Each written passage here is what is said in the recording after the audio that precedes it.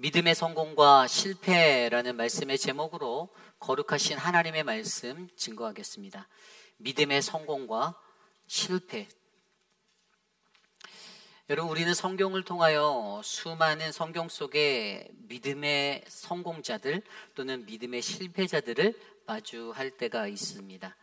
성경 속에서 우리에게 알려주는 수많은 성경 속의 사람들은 때론 이 믿음이라는 것을 가지고 성공적인 신앙인으로서의 모습을 살았고요. 때로 어떤 이들은 그 믿음의 여정 가운데 실패하여 암울한 마지막을 맞이하였던 그러한 인생들도 있습니다. 여러분, 저는 우리가 이 땅에서 하나님의 백성 그리스도인으로 살아갈 때 우리의 믿음의 자리가 성공적인 자리가 되기 위해서는요, 가장 중요한 것은 믿음의 확신이 중요하다라고 생각합니다. 저와 여러분 우리 모두가 하나님 앞에서 나는 구원받았다라는 이 믿음의 확신이 끊어지지 않기를 기도드립니다. 그렇다면 이 험난한 세상 속에서 이 믿음의 확신을 갖고 살아가는 우리들, 예전에 제가 읽었던 책 중에 그 헤르만 바벙크가 지었던 믿음의 확신이라는 책에요, 이러한 내용이 나왔어요.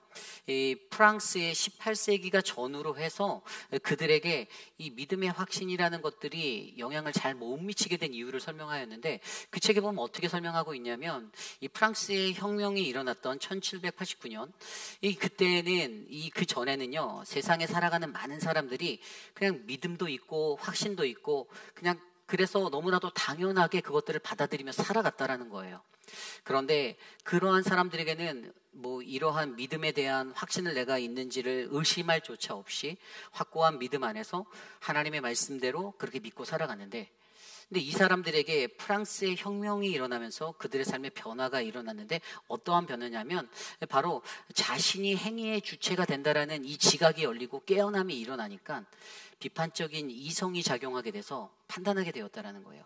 조금 더 쉽게 말하면, 도대체 누군가가 무엇을 얘기하면 도대체 당신이 무엇이건데 나에게 이렇게 복종하라고 요구합니까? 라는 자기의 자아가 드러나서 비판적인 사고로 깨어나서 모든 것의 근거를 따지기 시작하고 묻고 들어가고, 어린아이같이 순수하게 믿었던 그 믿음의 자리가 희석되어져 버렸다라는 것을 이 저자가 믿음의 확신에라는 책에서 이야기를 하고 있더라고요.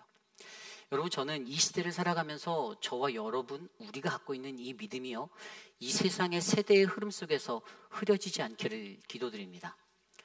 어제나 오늘이나 내일도 변함없이 오직 예수 그리스도만으로 구원받을 수 있는 그 믿음의 확신이 우리 모두에게 넘쳐나기를 간절히 기도드려요. 여러분, 과학적인 확신이라는 단어가 있어요. 이건 뭐냐면 그냥 합리성에 의해서, 어떤 논리에 의해서 어떤 명제를 증명해내는 과학적인 합리성과 논거들에 대해서 그것이 맞다라고 판단되어지는 인간들의 지각적인 활동을 말하는데, 그런데 이 과학적인 확신과 다르게 우리의 믿음의 확신은 눈에 보이지 않아도, 여러분, 믿음의 확신이라는 것은요, 저와 여러분 우리들의 심정에 뿌리 내리는 거예요. 마음의 양심으로 움직이고 마음 깊숙이 뿌리 내려지는 자리예요. 이것은 어떠한 합리성, 어떠한 논리로도 해결되지 못하고 어떻게 말로 설명할 수도 없는, 이것은 그냥 무한하신 하나님 앞에, 우리를 지으신 하나님 앞에, 나를 구원하신 하나님 앞에 내 마음의 양심으로 내 마음에 붙여서 뿌리 내려서 하나님께 확신하고 나가는 믿음의 자리라는 것이에요. 그럼 여러분 보세요. 세상 속에서 일어난 수많은 전쟁들보다 더 무서운 전쟁이 뭔지 아십니까? 바로 이 종교를 위해 싸우는 전쟁들, 십자군 전쟁 같은 그런 전쟁들이 여러분 더 무서웠어요. 더 격렬하고 더 치열했던 전쟁이에요. 여러분, 종교를 위해서 내가 이 신앙에 뿌리 내렸을 때 그것을 가지고 목숨 걸고 나아가는 순교자들이 많이 일어나죠. 그런데 여러분, 과학이라는 것에 목숨 걸고 일어나는 순교자는 이만큼 그리 많지 않다라는 거예요. 이만큼 이 시대를 살아갈 때는 이 믿음의 확신이라는 것을 안고 살아가는 자들, 그들을 통해서 하나님이 이 땅 가운데 우리에게 우리의 모든 삶이 풍성하게 하나님의 은혜대로 채워지기를 원하는데, 그렇다면 과연 저와 여러분 우리들은 이 땅에서 어떠한 모습으로 그 믿음의 확신을 가지고 성공적인 삶을 살아갈까? 오늘 우리가 묵상한 이 열왕기하 4장 18절에서 37절까지의 말씀이 그것에 대해서 우리에게 이야기해주고 있습니다. 오늘 말씀에 등장하는 두 사람, 우리가 잘 알고 있는 수넴 여인, 우리는 그녀를 통해서 이 믿음의 성공의 자리를 한 세 가지 정도로 살펴보려 해요. 그리고 그 뒤에 나오는 이야기, 바로 이 게하시라는 엘리사의 사환의 이야기를 통하여서 그가 이 믿음의 실패를 하는 이야기 속에 한 두 가지 정도를 살펴보면서 오늘 저와 여러분들은 어떠한 모습으로 우리의 삶을 살아가야 하나, 오늘 말씀 안에서 주님의 은혜를 발견하고 묵상하시는 저와 여러분 우리 모두가 되시기를 간절히 축원합니다. 오늘 첫 번째로 믿음의 성공과 실패, 가장 먼저 우리는요 믿음의 성공의 요소 세 가지를 보려 하는데요, 첫 번째는 바로 하나님의 은혜가 경험되어진 인생이 되어야 한다는 것입니다. 우리가 이 믿음의 성공을 하려면 저와 여러분 우리의 모든 삶에 하나님의 은혜가 경험되어진 인생의 자리가 반드시 필요합니다. 여러분 믿으십니까? 오늘 말씀 속에서 수넴 여인은 어떤 사람이었습니까? 그녀에게는 이미 전장의 이 앞선 4장 초반부의 얘기에서 하나님의 은혜를 깊이 있게 경험했던 사람이었어요. 4장 16절 17절에 이렇게 나와 있습니다. 엘리사가 이르되 한 해가 지나 이때쯤에 내가 아들을 안으리라 하니 여인은 이르되 아니로소이다. 내 주 하나님의 사람이여 당신의 계집종을 속이지 마옵소서 하니라. 여인이 과연 잉태하여 한 해가 지나 이때쯤에 엘리사가 여인에게 말한 대로 아들을 낳았더라. 아멘. 여러분, 엘리사 선지자에게 이 말을 들었을 때 그녀의 반응은 장난하지 마세요, 날 속이지 마세요 라는 대답이었습니다. 그런데 분명히 우리가 읽었던 말씀에서는 하나님의 선포되어진 말씀대로 그녀가 아들을 낳았다라고 기록하고 있어요. 그렇죠? 여러분, 그 이야기가 끝난 뒤로 바로 오늘 이야기로 이어지는데, 그러한 하나님의 은혜를 경험한 그 아이, 그 여인, 그래서 그 낳은 아이가 어느 정도 자라매, 오늘 말씀 18절에 그 아이가 자라매 어느 정도 자랐을 때, 그때 그녀의 마음 가운데는 항상 무슨 생각이 남겨져 있었을까요? 이미 자신의 삶에 경험되어진 하나님의 은혜의 자리가 있었다라는 거예요. 엘리사를 통해서 이루시고 엘리사를 통해서 확증하셨던 그 자리가 그녀에게 믿음이라는 자리로 연결되어져 있었습니다. 그래서 오늘 말씀을 들여다보면요, 그 오늘 말씀 속에서도 이러한 그녀의 삶이, 여러분, 하나님의 은혜가 자신의 삶에 경험이 되어져서 어떠한 위기에서든지, 오늘 자신의 아들이 죽게 되는 그 위기적인 상황 속에서도 그녀는 하나님 앞으로 나아갈 수 있는 엘리사로 향하여 나아가는 그 은혜의 삶을 걸어갈 수 있었다는 것이죠. 여러분, 저와 여러분 우리 인생에서도 이것이 중요합니다. 여러분, 하나님을 내가 진정으로 아는가, 내 스스로 한번 질문해 보십시오. 여러분, 하나님을 안다라는 것은 그냥 지식적인 그 그노시스의 그런 알미 아니에요. 이것은 우리가 하나님을 안다, 히브리어 야다라고 말하는 하나님을 아는 거, 전인격적으로 그분을 만나고 경험되어진 삶의 자리가 우리 안에 있어야 돼요. 그래서 하나님으로부터 은혜를 받고 하나님으로부터 구원을 받고 하나님으로부터 평화를 얻었던 그 경험이 있었던 사람의 삶은요, 확실하게 다릅니다. 그들의 인생 속에서는 언제 어디서나 하나님이 이루실 것, 하나님이 하신다라는 정확한 그 은혜의 자리가, 그 찬양이 넘쳐나는 그 인생을 살고 있는 거예요. 그러므로 여러분, 저와 여러분 우리의 모두의 삶이, 여러분, 이 믿음의 성공의 길을 걷기 위해서 가장 먼저 하나님의 은혜가 경험되어지는 아름다운 인생을 살아내시기를 간구합니다. 그러한 경험이 아직 없으시다면 하나님께 기도하십시오. 하나님, 매 순간의 나의 삶 속에서 하나님, 나의 삶이 주님을 경험하기 원합니다. 주님의 은혜를 내가 누리게 하옵소서. 그렇게 간구함으로 주님의 은혜를 누리는 저와 여러분 우리 모두 믿음의 성공적인 삶이 되시기를 간절히 축원드립니다. 오늘 두 번째로 믿음의 성공적인 삶의 두 번째 모습은요, 바로 믿음의 정확한 방향성을 가져야 한다는 거예요. 믿음의 정확한 방향성을 가지라. 오늘 말씀을 들여다보면요, 오늘 말씀 18절에 그 아이가 자라매 하루는 추수꾼들에게 나가서 그의 아버지에게 이르렀더니 그의 아버지에게 이르며 내 머리야 내 머리야 하는지라. 그의 아버지가 사원에게 말하며 그의 어머니에게로 데려가라 하매 곧 어머니에게로 데려갔더니 낮까지 어머니의 무릎에 앉아있다가 죽은지라. 아멘. 여러분, 이 위기적인 급작스러운 상황 속에서 여러분, 우리가 오늘 이것을 대하는 이 수넴 여인을 좀 조명하여 보길 원합니다. 여러분, 그녀에게 이런 위기가 일어났어요. 자신의 아들이 자신의 무릎맡에 있다가 얼마 안 있다 죽었어요. 얼마나 위급한 사항입니까? 갑작스럽죠. 당황했을 거예요. 그런데 그녀의 태도가 굉장히 침착합니다. 오늘 우리가 읽은 21절 이후의 말씀에 보면 이렇게 나와 있어요. 그의 어머니가 올라가서 아들을 하나님의 사람의 침상 위에 두고 문을 닫고, 21절에 나와 있는 이 태도, 하나님의 사람의 침상에 두었다. 자신을 날마다 정기적으로 지나갈 때마다 방문했던 하나님의 사람의 엘리사를 위해 만들었던, 남편에게 건의하여 꾸몄던 그 침상 위에, 선지자가 누워 자던 그 침상 위에 자신의 죽은 아이를 내려놓습니다. 그리고 문을 닫았어요. 문을 닫았다는 의미는 어떤 의미일까요? 다른 사람들이 알지 않기를 원한다라는 거예요. 나만 알고 있겠다라는 거예요. 오늘 말씀 속에 그녀의 남편도 몰랐습니다. 그죠? 그래서 그 뒤에 그녀가 남편에게 달려가서 뭐라고 합니까? 22절 이후에 남편을 불러 이르되 청하건대 사환 한 명과 나귀 한 마리를 내게로 보내소서. 내가 하나님의 사람에게 달려갔다 돌아오리라. 그랬더니 남편의 반응이, 아니 초하루도 아니고 안식일도 아닌데 그대가 거기 왜 갑니까? 라고 이야기하는 거예요. 그랬더니 그 여인의 대답은 내 아들이 죽어서 어쩌고 저쩌고가 아니라 평안을 비나이다 라고 하나님의 평안을 구하고 있습니다.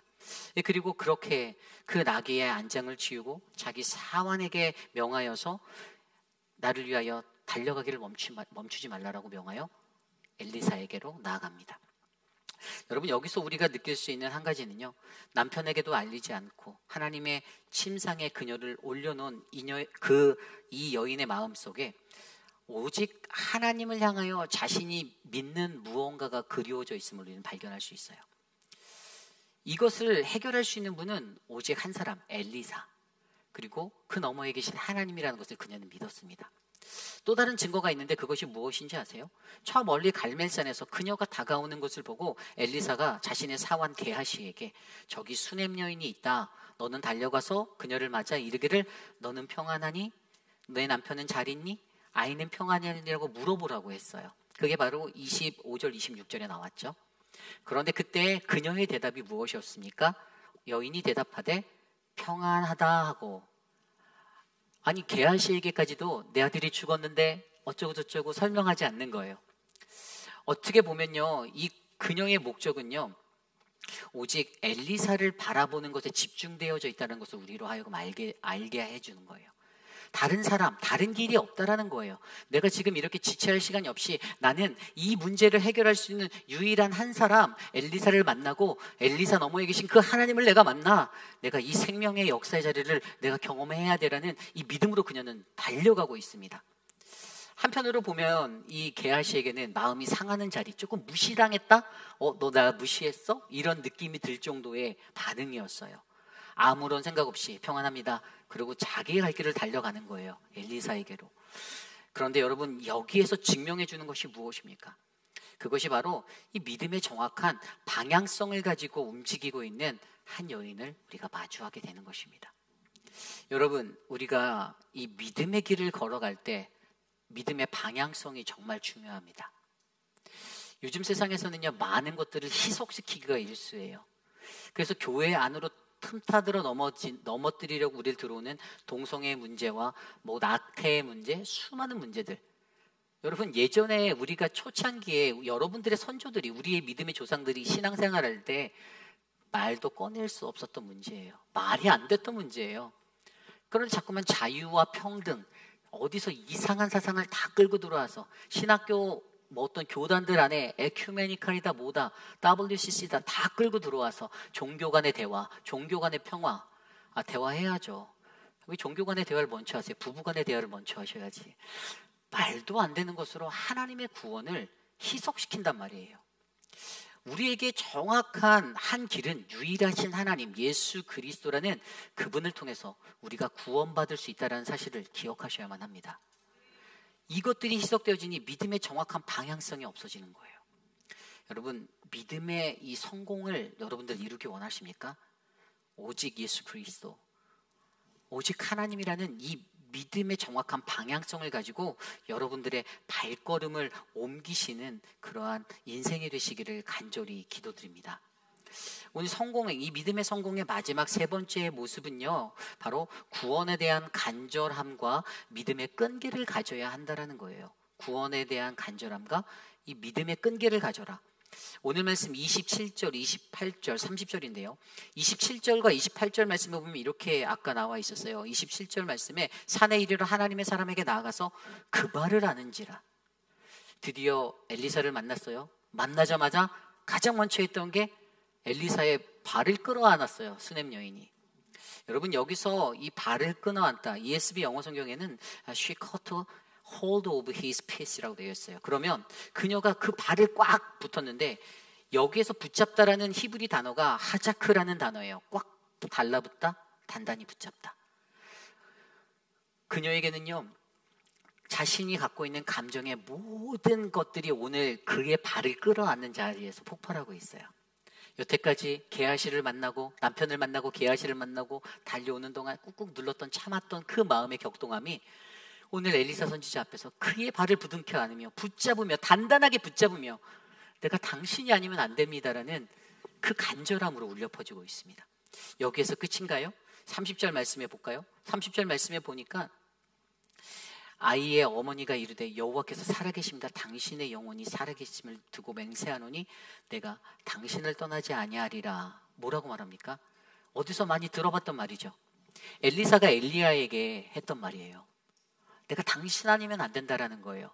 그랬더니 원래 가지 않으려고 했던 엘리사가 마음이 바뀌어서 이에 일어나 여인을 따라갔다라고 기술하고 있습니다. 그렇습니다. 여러분, 구원에 대한 간절함이 있는 자는요, 여러분, 믿음의 끈기를 가지고 살아갈 수 있는 인생이 됨을 기억하시길 바랍니다. 이 여인이 보여준, 수넴 여인이 보여준 이 믿음의 여정을 보십시오. 간절함이 있었어요. 하지만 그 간절함이 있었던 그 마음을 포기하지 않고 끝까지 끈기를 가지고 살아가니 어떻게 됩니까? 결국에 이후에 그 죽었던 아이의 생명이 회복되어지고 다시 돌아오는 은혜를, 그 어머니가 그 아이를 안고 집으로 돌아가는 그 축복의 자리를 경험하게 되잖아요. 여러분, 저는 이 말씀을 묵상하다가 이 믿음의 끈기가 얼마나 중요한지 생각이 들었습니다. 여러분, 믿음의 끈기라고 말하면, 여러분, 제가 어떤 사자성어 단어가 한 가지 생각나는데, 여러분 그 단어가 어떤 단어인지 아십니까? 여러분도 아마 잘 알고 있는 단어일 텐데요. 세옹지마라는 단어 아세요? 세옹지마. 근데 이 단어가 어디서 나왔는지 그 유래를 알면 조금 이해가 돼요. 한 노인이 살고 있었어요. 근데 혼자 산 게 아니라 말 한 마리를 데리고 있었어요. 말을 키우고 있었는데, 자신의 아들과 이 말을 키우고 있었는데 어느 날 이 말이 도망을 간 거예요. 이제 난리가 난 거죠. 동네 사람들이 찾아와서 위로합니다. 어쨌으면 좋을까? 하나밖에 없는 말이 집을 나갔네. 아유, 안 됐다. 막 이렇게 위로하는 거예요. 그런데 이 노인이 뭐라고 말하냐면, 글쎄요, 이게 정말 안 된 걸까요? 이게 내게 복이 돼서 돌아올지 모르지 않을까요? 얼마가 지나갔습니다. 자신의 집을 뛰쳐나갔던 그 말이 돌아왔는데 그냥 오지 않고 여기저기 흩어져 있던 야생마들을 다 몰고 왔어요. 축복이 되었습니다. 재산이 늘어났어요. 그래서 동네 사람들이 또 보면서 이야기하는 거예요. 축하한다고, 축복한다고. 그렇네, 진짜. 축복해. 잘됐다. 부자가 되었네. 그런데 이 사람이 그 자리에서 또 이 노인이 이렇게 말합니다. 글쎄요, 이게 진짜 잘된 걸까요? 내가 정말 잘된 걸까요? 그랬더니 얼마 있지 않아서 자신의 아들이 그 들어왔던 야생마 중에 한 마리를 타다가 그 낙상을 하고 떨어져 갖고 다리를 잘라야 되는 그런 이제 장애를 안게 되었어요. 고통이 찾아왔습니다. 동네 사람들이 또 찾아왔습니다. 아이고, 이를 어째. 아이고, 이렇게 또 재앙 같은 일이 또 일어났네. 막 위로하는 거예요. 그런데 그때 이 노인이 또 이렇게 말하는 겁니다. 글쎄요, 이게 정말 재앙일까요? 라고 얘기했는데 얼마 지나지 않아 그 나라에 전쟁이 났어요. 그래서 이제 군대를 모집하려고 남자들을 다 징병을 하는데 동네의 젊은 남자들은 싹 다 끌려갔는데 자기의 아들은 끌려가지 않는 거예요. 그래서 그때 그가 이런 말을 했습니다. 그러한 자신의 삶을 돌아다 보며 인생만사는 세옹지마다. 여러분, 한 치 앞도 내다볼 수 없는 것이 우리의 인생이죠. 때로는 이게 재앙 같은 삶인 것 같아도 그게 전화위복이 돼서 복이 될 수 있어요. 근데 여기에 필요한 건 끈기예요. 끈기. 저희와 이제 교육자들이 얼마 전에 우리 교회 어떤 한 분을 이렇게 도와드리려고 이제 자동차를 이제 중고차를 알아봐 드렸어요. 저희 교육자들이 또 인터넷 서치를 굉장히 잘하니까 열심히 찾아서, 핸드폰을 키신 게 아니라 저희가 가서 그 랄리까지 가서 자동차를 구매를 했어요. 그런데 큰 금액이 들었잖아요. 근데 큰 금액이 들었는데 결국에 그러한 때에 저희는 당연히 충분히 서치하고 잘 샀겠거니 하고 왔는데, 여러분 차를 타고 집으로 돌아오는 길에 30분도 안 돼서 하이웨이에서 차가 멈췄어요. 근데 이제 이게 부담이 됐던 거는, 그분이 저한테 얘기했던 것 중에 본인이 예전에 다른 지역에서 있을 때 이 차 때문에 너무 고생했다는 전설을 얘기해 주셔서 속으로 하나님, 신실하신 하나님, 이번엔 그러지 않겠죠 했는데, 차를 사고 우리 서지현 목사님이 운전을 딱 하고 넘어오는데 딱 멈춘 거예요. 하이웨이 30분 만에. 그래서 저희가 이제 차량을 좀 아는 분한테도 물어보고 이렇게 하다가 저희가 그냥 그쪽에서 고치는 사람을 보내줘서 픽스해 주면서 또 이제 얘기를 해서 차 너무 좋다고 가져가라고 우리 유능하신 그 안 엔지니어께도 전화드려서 여쭤봤더니 리턴해야 돼 이러시고, 또 믿음 좋으신 우리 남세한 집사님은 그냥 가져와라, 그거만 고치면 되지 않겠냐 뭐 해서 저희 결정은 가져가자. 가져왔어요. 어떻게 됐을까요? 얼마 안 있어서 차가 페이필에서 한 번 또 멈췄어요.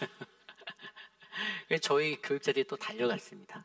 토잉을 불렀는데 이분이 선견지병이 있어서 라이빌리티로 들었던 인슈런스를 이제 전날에 이제 토잉이 가능한 풀커버로 바꾸는 거예요. 다행히 토잉을 할 수 있게 됐는데 토잉도 안 오는 거예요. 한 4시간을 길거리에서 기다렸어요. 그래서 저희가 토잉을 하는데 그 4시간의 찰나에 저희가 지혜를 모아서 인터넷을 막 검색을 했어요. 찾아봤어요. 2015년 산타페 스포츠 하면서 막 검색했는데 제 눈에 보인 게 이 차가 리콜 대상이었던 거예요. 엔진 리콜에 결함이 있는 거로 이미 리콜이 몇 번 된 거예요. 그래서 현대에다가 제가 전화를 했죠. 전화를 해서 물어봤어요. 이런 차, 이 차 목사가 선의의 거짓말을 했어요. 이 차 산 지 얼마 안 됐는데 이거 왜 이러냐, 이거 가다가 여태까지 이런 일이 없었는데 지금 2주 동안에 한 3-4번 섰다, 엔진이 시동이 꺼진다, 너무 힘들다. 그래서 그쪽에서 얘기했던 게 차를 가져와서 점검을 해보래요. 그럼 점검을 하는데 비용이 있대요. $168 내면 전체 그 진단을 해준대요. 그래서 우리는 그 대신 그게 엔진 결함으로 판명되면 엔진을 무상으로 교체를 해주고 너희가 갖고 있는 그 냈던 피도 돌려주겠다. 근데 결론이 어떻게 났을까요?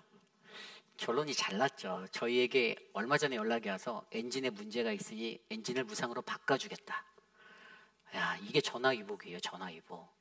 갑자기 중고차가 새 차가 되는 순간입니다. 근데 여기서 멈추지 않았어요. 렌터카까지 해주겠다는 거, 플러스 렌터카. 근데 렌터카로 새 차를 주네요. 거의 한 2,000마일밖에 안 탄 새 차를 24년 투싼 새 거를 내주면서 다 고칠 때까지 마음대로 타고 다녀라. 진짜 전화위복이라는 게 이런 겁니다. 여러분, 이 믿음의 끈기를 얘기하다가 저희들의 끈기를 얘기하는 이유는 여러분, 끈기가 그만큼 중요한 거예요. 참고 인내하고 기다리고, 정말 저희도 사기당한 느낌에 이제 또 어찌할 수 없었던 건, 도왔는데 되려 욕을 먹게 생기는 거. 근데 그분이 성품이셔서 욕할 뿐은 아니라 그렇게 넘어갔지만, 사실 자면서도 걱정했어요. 이 차를 어떡합니까 주님. 그런데 하나님은 반전과 반전의 하나님, 정말 더 큰 은혜로 우리에게 은혜를 주신 하나님. 여러분, 우리의 믿음의 자리도 동일합니다. 내가 지금 불편하다고, 내가 지금 좀 뭔가 힘들다고 쉽게 포기하면 여러분, 우리는 믿음의 경주를 승리할 수 없습니다. 오늘 우리의 삶 가운데 저와 여러분에게 구원에 관한 이 간절함을 가지고 믿음의 끈기를 가지고 나아가셔서 하나님 앞에 승리하시는 그 믿음의 삶이 펼쳐지기를 간절히 기도합니다. 여러분, 이것이 바로 믿음의 성공의 이야기예요. 자, 그렇다면 반대로 믿음의 실패에 관한 이야기를 살펴보려 합니다. 우리가 말씀 속에서 살펴보았던 수넴 여인과 반대로 게하시라는 엘리사의 사환, 엘리사 선지자의 사환은요, 어떤 믿음의 실패를 왜 일으키게 되었는가? 우선 첫 번째로 그 실패의 자리를 보면 인간적 성공을 위한 조급함을 버려야 한다라는 결과를 우리에게 알려줍니다. 인간적 성공을 위한 조급함을 버리라. 여러분, 게하시의 실패 원인은요, 자신에게 찾아온 기회가 있었어요. 수넴 여인을 만난 엘리사가 내가 가자, 어서 가자, 이게 아니라 사환을, 게하시를 불러서 오늘 말씀에 나온 대로 4가지 디렉션을 줘요. 29절에 보면 엘리사가 게하시에게 이르되 내 허리를 묶고, 두 번째 내 지팡이를 손에 들고, 이거 엘리사의 지팡이를 주고 가져가라예요. 그리고 세 번째, 사람을 만나거든 인사도 하지 말고 그 사람들이 너한테 인사해도 대답하지도 말아라. 네 번째, 지팡이를 그 아이의 얼굴에 놓아라라는 아주 완벽한 디렉션을 얻습니다. 그런데 이게 정말 완벽했는지 아닌지는 몰라요. 갑자기 이 대화가 끝나자마자 수넴 여인이 껴들었어요. 뭐라고 껴듭니까? 당신 아니면 하나님의 살아계심을 맹세합니다. 두고 맹세합니다. 내가 당신을 떠나지 않겠습니다. 당신 아니면 안 됩니다. 그래서 엘리사가 그래 갑시다 하고 가는데 이 게하시라는 사람이 그들보다 앞서갔어요. 31절에 게하시가 그들보다 앞서가서, 여러분 그들보다 앞서갔다라는 이 단어를 보니까 영어 성경에는 Gehazi went on ahead, 그러니까 이 히브리어로 파네라는 단어는 전치사 파네인데 뭐뭐에 앞서 프론트, 앞서서 갔다라는 거예요. 왜 그랬을까? 자신은요 지금 현재 엘리사의 제자예요. 그죠? 제자로 살 때 어떤 큰 기회를 얻는 것은 쉽지 않아요. 제가 부목사로 있을 때 제가 어떤 날을 기다렸냐면, 이러면 안 되는데 담임 목사님이 출탈하실 때를 기다렸어요. 그러면 설교할 기회가, 주일날 설교할 기회가 저에게 오니까 담임 목사님께서 출타하신다고 하면 달력의 날짜를 한 달 전부터 엑스를 피면서 말씀을 열심히 준비해서 홈런을 한번 치겠다라는 야망을 품기 시작했습니다. 이 게하시가 그랬어요. 게하시가 드디어 기회가 왔는데 나보고 가라고 했으니까 냅다 얼른 지팡이 바꿔서 막 나간 거예요. 그런데 그 뒷얘기는 들었는지 못 들었는지 막 혼자 열심히 뛰어가서 드디어 엘리사 선지자가 준 이 매뉴얼이 나에게 있고, 이 지팡이, 이 권능의 지팡이, 그가 능력을 보여주던 이 지팡이가 내게 있으니 드디어 I'm ready, let's go 한 거예요. 그런데 어땠습니까? 가서 했는데 아무 일도 일어나지 않았어요. 그 매뉴얼대로 그대로 행했는데 그 아이가 살아나지 않고 계속 있는 거예요. 그래서 땀 흘려 간 길을 다시 땀 흘려 뛰어와서 찾아오는 엘리사를 만나서 아이가 안 일어났는데요 라고 말을 하는 거예요.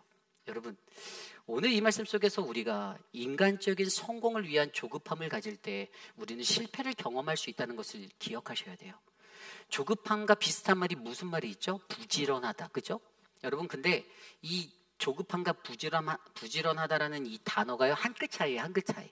이게 무슨 말이냐면, 이 물리학 용어 중에서요, 여러분 물리적 현상을 양적으로 표현하는 단어 중에 스칼라라는 단어가 있고요, 하나는 벡터라는 단어가 있어요. 벡터는 뭐 디자인, 일러스터 하는 사람들도 벡터 그래픽이라고 해서 쓰거든요.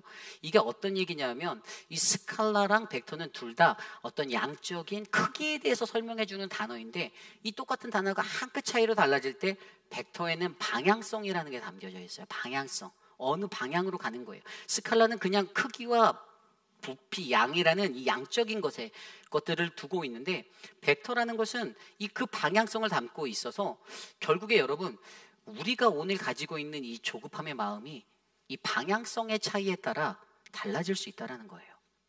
내가 어떠한 목적을 가지고 어떻게 달려가느냐, 어떻게 내가 몰입하느냐, 이것에 따라 우리의 조급함이 무너지는 자리가 될 수 있다는 것. 그래서 여러분, 우리는 기억하셔야만 됩니다. 믿음의 성공을 이루기 위해서는요, 여러분, 우리가 가진 조급함을 비워내셔야 돼요. 조금 더 기다릴 줄 아는 인내가 필요합니다. 내가 하나님의 은혜로 신앙생활 했는데 이제 내가 때가 되었으니 내가 이제 우리 교회의 안수집사가 되어야지, 내가 이제 우리 교회 장로가 되어야지. 여러분, 하나님의 때는 그때가 아닐 수가 있어요. 아무도 모릅니다. 하나님밖에 모르세요. 그것을 분별할 수 있는 영적 능력이 나의 조급함으로 인해서 성공적인 믿음의 사람이 되는 길을 가로막는다라면, 여러분, 나의 조급함을 비우고 하나님의 말씀 앞에 믿음으로 서셔야만 합니다. 오늘 그래서 게하시의 실패는 인간적 성공을 위한 이 조급함을 버리지 못함 때문이었어요. 두 번째, 마지막 실패 요인이 무엇인가? 하나님의 능력을 자신의 능력으로 착각하는 자만에서 벗어나야 한다는 거예요. 여러분, 지팡이를 받은 그가 됐어, 나는 이것만 있으면 할 수 있어, 나는 레디가 되었어 라고 스스로 생각했을 겁니다. 그런데 그 능력이 나타나지 않으면 무엇 때문일까요? 엘리사가 준 이 지팡이만 있으면 나도 능력자야 라고 생각하고 달려갔는데 아무 일도 일어나지 않았던 것은 그가 이 능력의 근원이 어디인지 착각하고 있었다는 거예요. 여러분, 엘리사가 그의 지도력을 검증받았던 앞선 이야기 기억나십니까? 그때 분명히 열왕기하 2장 말씀에서는 그에게는 하나님의 영이 그의 머리 위에 머물러서 영적 판단력, 분별력이 있었다라고 검증하셨어요.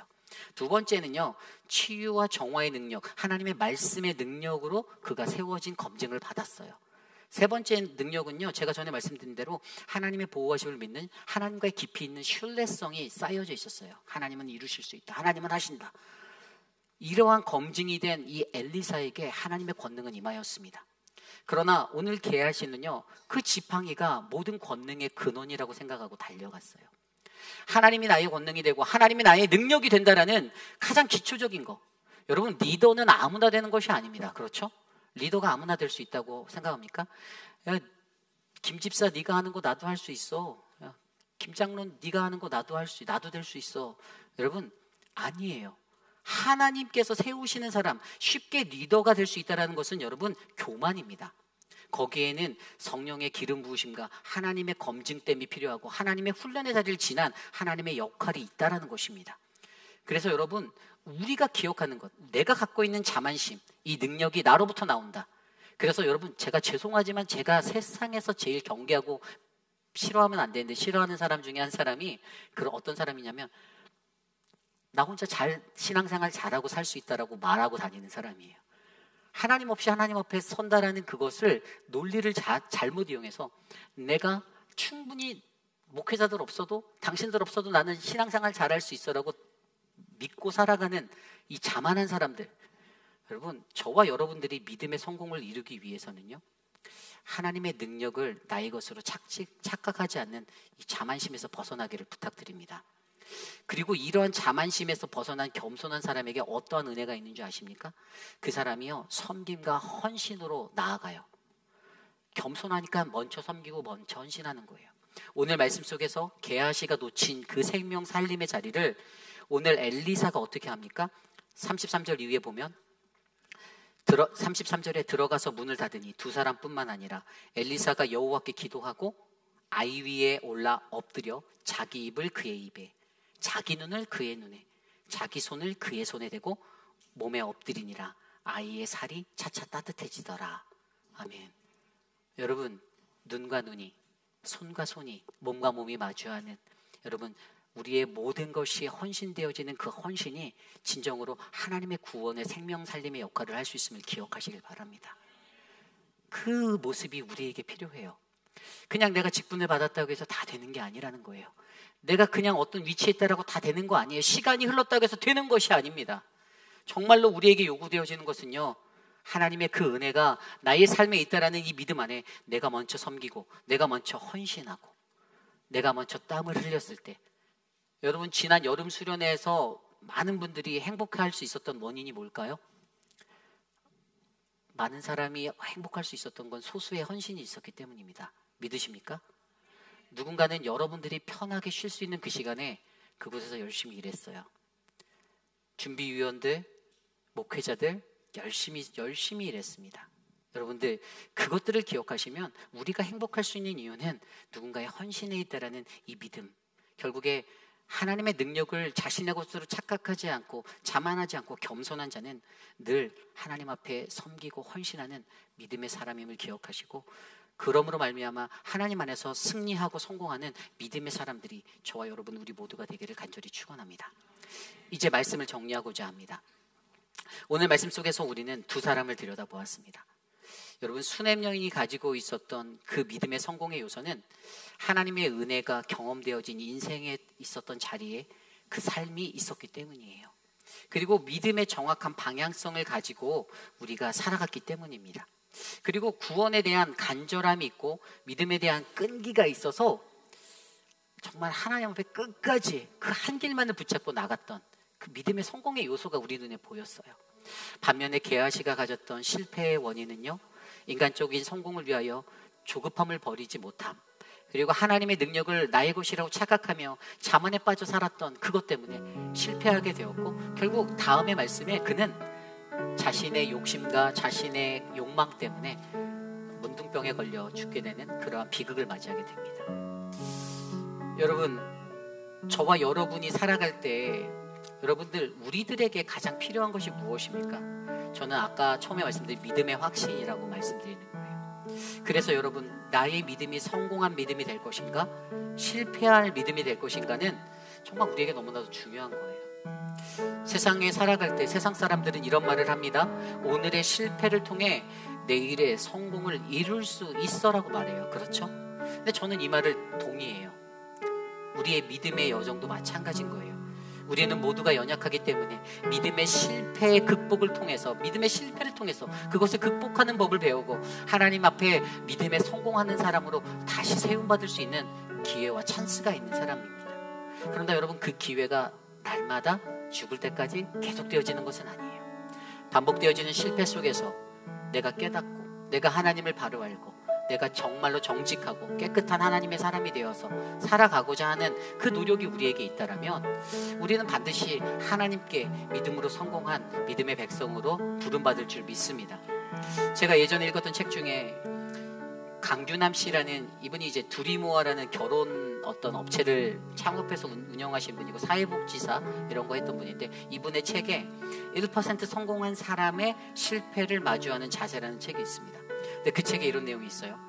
성공을 쫓는데 급급해 말고 잘 될 거라는 믿음을 갖고 무엇이든지 끊임없이 시도해야 꿈은 이루어진다. 실패를 통해 실패의 지혜가 미래의 촉매제가 되는 것처럼 두려워하지 말아라. 끊임없이 자기 자신을 개발하며 실패를 극복하는 열정의 전략을 갖고 소망하며 살아가라라고 말하였습니다. 여러분, 우리들 앞에 믿음에 관한 실패를 두려워하지 마시길 바랍니다. 그 실패에 거듭되어진 실패 속에서 실패를 극복하는 법을 믿음으로 배워내시기를 바랍니다. 그래서 오늘 말씀의 수넴 여인처럼, 그리고 게하시를 통해 보였던 그 실패의 자리들의 그 교훈을 통해 하나님, 나는 이 땅에서 하나님의 은혜로 성공하고 싶습니다. 믿음의 성공을 이루고 싶습니다. 내 자녀들에게, 내 가족들에게, 내 이웃들에게 요즘 세대와 같이 무너져만 가는 세상의 그 혼탁한 혼합주의가, 종교 혼합주의, 하나님의 하나님 되심을, 우리가 믿어야 하는 예수 그리스도로 가는 그 길을 자꾸만 다른 것들로 덮어버리고, 괜찮아, 타협해도 괜찮아, 이 정도는 괜찮아, 너희 살 수 있어, 너희 구원받을 수 있어, 이 사단의 음성에 노란하지 마시고 오직 우리를 부르시는 하나님 앞에 내가 이 믿음 변치 않겠습니다. 내가 그래서 나의 인생의 마지막 날에 내가 믿음의 성공의 길을 주님 앞에 드리겠습니다 라고 간구하는 우리 모두가 되시기를 간절히 축원합니다. 이 시간 그러한 마음으로 함께 모두 자리에서 일어나 찬양하기 원합니다. 오늘 우리에게 주신 말씀 안에서 주님 내게 허락하신 시련을 통해 나의 믿음이 더 강해지기 원합니다. 우리 나는 믿네 함께 찬양하며 나가겠습니다. 내게 허락하신 시련을 통해, 내게 허락하신 시련을 통해 나의 믿음 더 강하게 자라나고, 험한 삶과 골짜기 지나는 동안 주께 더 가까이 나를 이끄시네. 내가 겪는 시험이 어렵고 힘겨워도 내 주님보다 크지 않네. 내 앞에 바다가 갈라지지 않으면 주가 나로 바다 위 걷게 하리. 나는 믿네. 주의 능력으로 내 삶 새롭게 되리. 나는 믿네. 주의 능력으로 담대히 나가리라. 주와 함께 싸워 승리하리라. 날마다 믿음으로 나 살아. 우리 다시 한번 찬양할까요? 내게 허락하신 시험을 통해, 내게 허락하신 우리의 믿음을 더욱더 강하게 하실 하나님을 바라봅니다. 더 강하게 자라나. 험한 산과 골짜기, 산과 골짜기 지나는 동안 주님께 더 가까이 가기 원합니다. 가까이 나를 내가 겪는 시험이 어렵고 힘겨워도 내 주님보다 크지 않네. 내 앞에 바다가 갈라지지 않으면 주가 나로 바다 위 걷게 하네. 나는 믿습니다. 나는 믿네. 주의 능력으로 내 삶 새롭게 되리. 나는 믿네. 주의 능력으로 담대히 나가. 주님과 함께, 주와 함께 싸워 승리하리. 날마다 믿음으로 나 살아.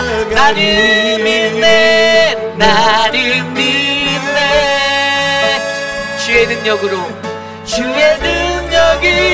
내 삶 새롭게 되리. 나는 믿네. 주의 능력으로 담대히 나가리라. 주와 함께 싸워 승리하리라. 날마다 믿음으로 나 살아. 날마다 믿음으로 나 살아가리. 날마다 믿음으로 나 살아가리. 여러분, 제가 목회를 하면서 가장 두려운 것이 무엇인지 아십니까? 그것은 사람도 아니고요, 내가 하나님의 사람으로 부름받아 하나님의 사명을 감당했는데 회의빌 한인장로교회라는 이 믿음의 터전 안에서 짝퉁 그리스도인들, 믿음의 실패자들을 만들어낼까봐 두렵다라는 것입니다. 여러분, 하나님이 분명히 우리에게 요구하신 건 하나님의 말씀대로 살아라예요. 정직한 11조, 정직한 헌금생활, 정직한 신앙생활, 하나님이 우리에게 말씀으로 이미 다 말씀해 주셨는데 교회가 이것들을 희석해버려요. 교회가 자신들의 일을 하는 일 위해서 얼마나 하나님이 이것들을 보고 안타까워하실지 여러분 기억나십니까? 여러분, 용납될 수 있는 것이 있고 용납되지 못하는 것이 있어요. 우리는 하나님 안에서, 이 믿음의 공동체 안에서 하나님의 법이, 하나님의 말씀의 법이 세워지는 공동체를 세워야 합니다. 이건 양심의 문제예요. 이건 우리가 얼마나 하나님 앞에 정직하게 내가 살아가느냐, 그 누구도 간섭할 수 없는 거라고 다른 이론들을 끌어들일 수 있는 자리가 절대 아니라는 거예요. 하나님이 우리에게 말씀하신 거고. 그래서 저는 그게 두려워요. 마지막 날에 하나님 앞에 섰는데, 야, 너 교회에서 목회 편안하게 하기 위해서 너 타협했잖아. 너 이거 잘못되느라고 내가 하나님이 말씀으로 말해줬는데, 내가 너에게 말해줬는데 너 목회 편하게 하기 위해서 사람들의 말에 귀 기울이고 괜찮아요 그렇게 하고 넘어갔잖아. 너 그렇게 목회했잖아. 들여다봐라고 저에게 물으실까봐, 그래서 너 때문에 이 사람들 다 지옥 갔어라고 하나님 나에게 손가락질 하실까봐 여러분, 그게 두려운 거예요. 여러분, 우리 교회를 위해서 기도해 주십시오. 우리 교회가 여러분 믿음의 성공을 이루는 그러한 교회가 되기를 원합니다. 이 시간 합심하여 함께 기도합니다. 하나님 도와주십시오. 하나님, 우리 교회가 그럭한 거룩한 하나님의 교회가 되길 원합니다. 우리 교회가 믿음으로 성공한 하나님, 그런 믿음의 교회가 되길 원합니다. 하나님, 인간적인 성공을 위한 조급함을 버리게 하시고 하나님의 능력, 나의 것으로 착각하는 자만에서 벗어나게 하셔서 하나님의 은혜가 경험되어진 인생, 믿음으로 정확한 방향을 가진 인생, 구원에 대한 간절함을 가지고 믿음의 끈기를 갖고 나아가는 인생 되어 믿음의 성공을 이룰 수 있도록 역사하여 주시옵소서. 주님 도와주시옵소서. 주님 다스려 주시옵소서. 참으로 존귀하신 하나님, 주님의 은혜에 감사를 드립니다. 하나님, 믿음의 공동체가 믿음의 여정을 걸어갈 때 그 누구도 낙오하지 않는 구원의 축복 위에 서길 원합니다. 하나님 안에서 화목하고 평화롭고 믿음의 은혜를 경험하며 구원의 경주에서 완주할 수 있는 그 믿음의 승리를 우리에게 허락하여 주시옵소서. 하나님, 사랑하는 미스터 드레이크, 하나님 그 삶을 하나님께서 만져주시기를 간구합니다. 힘들어하는 우리 가족들의 어려움이 없도록 그들의 기도를 들어 응답하여 주시고 사는 날 동안 주님의 평화를 누리게 도와주시옵소서. 사랑하는 장양란 집사님의 회복을 하나님께서 허락하여 주시고 건강하게 주님 앞에 설 수 있도록 이 가정을 지켜주시고, 사랑하는 천문자 집사님, 사랑하는 박문자 집사님, 사랑하는 한영숙 집사님, 지연초 권사님의 인생 가운데 주님, 사랑하는 김민준 장로님과 소영 집사님의 그 삶 가운데 하나님의 은혜가 함께하도록 주의 치료의 광선을 비춰 주시옵소서. 존귀하신 하나님, 우리 교회의 많은 분들 영적으로 흔들리지 않고 영적으로 충만한 자들 되길 원합니다. 사단 마귀 권세 틈타들지 못하도록 하나님 주님 앞에 철저하게 회개하고 돌아와 주의 사명 감당하는 진정한 그리스도인 하나님의 백성 되도록 주의 은혜를 베풀어 주시옵소서. 지금은 우리 구주 예수 그리스도의 무한하신 은혜와 그 크신 하나님의 사랑하심과 성령 하나님의 감화감동 교통하심의 역사가 어떠한 삶의 환경 가운데서도 나는 이 믿음을 성공적으로 인도하는 하나님의 말씀대로 살겠습니다. 그리하여 마지막 날에 주님 앞에 성공적인 그리스도인의 모습으로 주님과 함께 뛰놀며 기뻐하겠습니다라고 다짐하는 사랑하는 회의빛 아닌 장로교회 성도님들, 오늘 이곳에 나와 주께 예배드린 믿음의 권속들 머리머리 위에 저들의 자녀와 가정과 삶의 터전 위에 지금으로부터 영원토록 함께 하시기를 간절히 축원하옵나이다. 아멘.